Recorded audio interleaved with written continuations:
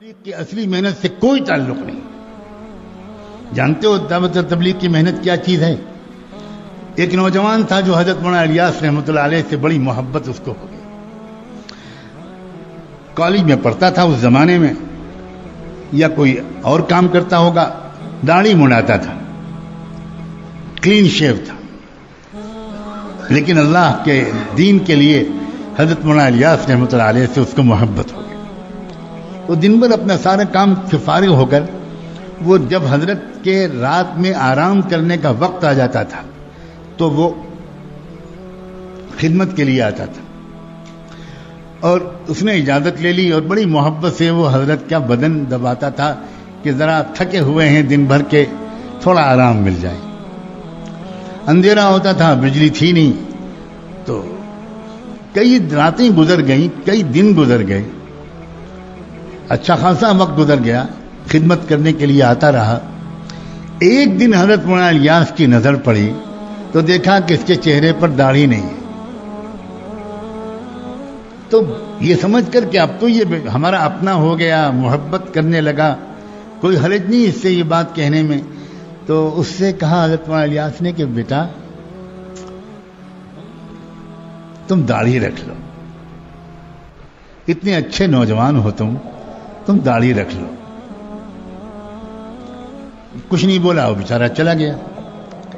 لیکن ابھی اس کو فوراً داڑھی رکھنے کی ہمت نہیں ہوئی، تو اس نے پھر حضرت مولانا الیاس رحمۃ اللہ کے پاس آنا ہی چھوڑ دیا، ڈر کے مارے، شرم کے مارے کہ میں نے ان کی بات نہیں مانی، کیسے جاؤں ان کے پاس.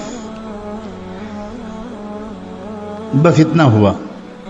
اب جب ایک دن نہیں آیا، 2 دن نہیں آیا، تو یہ ہے دعوت و تبلیغ. حضرت مولانا الیاس رحمۃ اللہ علیہ بے چین ہو گئے، اور بے چین ہو کر اس لڑکے کو برا بھلا نہیں کہنا شروع کیا. اپنے ساتھیوں سے کہا کہ میری مغفرت کی دعا کرو، مجھ سے کتنی بڑی غلطی ہوئی ہے، میں بھی کیسا بے سلیقہ جلد باز انسان ہوں. اتنا پیارا اللہ کا بندہ آتا تھا اور میں نے جلد بازی میں اس سے کچھ کہہ دیا، اور وہ بیچارہ ابھی شاید عمل نہیں کر سکا اور اس نے آنا بھی چھوڑ دیا. اب میں اس کو کہاں ڈھونڈوں؟ تو 2 رکعت صلاۃ الحاجت پڑھ کے نماز پڑھنی شروع کر دی. اللہ اس نے بندے کو بھیج دیجئے، میں اس سے معافی مانگ. اللہ ایسا نہ ہو کہ میری موت ہو جائے، میرا وقت آ جائے اور میں اس سے معافی نہ مانگ چکا ہوں. اللہ بھیج دیجئے اس کو، مجھے سمجھ میں نہیں آتا میں کہاں تلاش کروں اس کو. چند دن کے بعد ان کی دعاؤں کی قبولیت کا یہ اثر تھا کہ وہ نوجوان شرمایا ہوا بہرحال آ گیا، لیکن آگے نہیں بڑھ رہا تھا. اب جب نظر پڑی حضرت مولانا الیاس کی، لپک کے اس کے پاس گئے، سینے سے لپٹا لیا، اس کی پیشانی کو چوما اور کہا بیٹا تم باقی بات بعد میں، میرے پیارے میں نے جلدی کر دی تھی، تمہارا دل دکھ گیا، مجھے معاف کر دو. ایک مومن کا دل دکھانا بہت بڑا گناہ ہوتا ہے، مجھے معاف کر دو. جب تک تم کہو گے نہیں کہ میں نے آپ کو معاف کر دیا، تب تک میں تمہارا ہاتھ دامن نہیں چھوڑوں گا. کہو کہ میں نے معاف کر دیا. وہ قدموں پہ گر گیا. اس نے کہا حضرت مجرم تو میں ہوں، معافی مجھے مانگنی چاہیے، میں سنت رسول پر عمل نہیں کرتا، آپ کا دل دکھایا، پھر آپ کی بات بھی میں نے نہیں مانی، آپ الٹا معافی مانگ رہے ہیں. بس آج سے میں وعدہ کرتا ہوں اب میں داڑھی کو کبھی شیو نہیں کروں گا.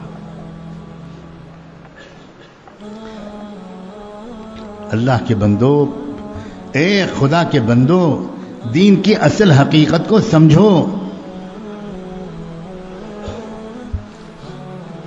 جب کسی انسان کے اندر دین کی اصل حقیقت اترتی ہے تو یاد رکھنا اس کی نظر لوگوں کے ظاہر سے پہلے اور ظاہر سے زیادہ ان کے باطن پر پڑتی ہے. وہ لوگوں کی خوبیاں ڈھونڈ لیتے ہیں.